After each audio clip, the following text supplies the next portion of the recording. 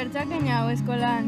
Matematika ez altzaken hau. Inberko nagoa lana, ez? Ja, proiektu buka ordin hau. Moi berdin eta gero zaltxakun berdin. Hainoko bat zauzkena gauza batzuk etxeko, baina, bueno, engotxinak geho. Familiz egin eta ematea iso zuka zitzeiki errespetua di eta hola, baina hori, normalien kuadria egin eta beti ikaz. Gure hizkuntzaren atalba da eta hori galtzea izango litzateke gure hizkuntza pobretzea. Itanoren egoera ez da oso ona, baina badaude itxaropenerako arrazoiak ere. Azken urteetan 50 herritan baino gehiagotan egin dira itanoa bultzatzeko jarduerak. Oñatin ari dira itanoa praktikatzeko 15 minutuko saiotxoak egiten astero. Ik badakik Mikel Luis datorren. Nik etxe izat? Guk etxak izau ezak.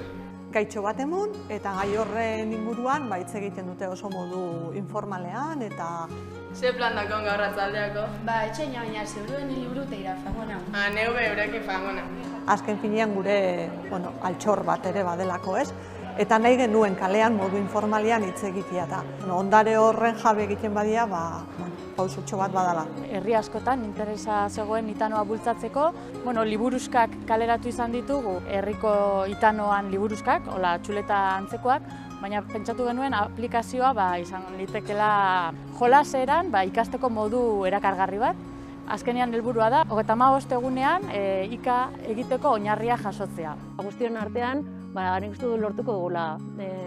Ez modan jartzea igual, hori askotxo esate izango da, baina behintzat gehiago erabiltzea eta ezagutaraztea.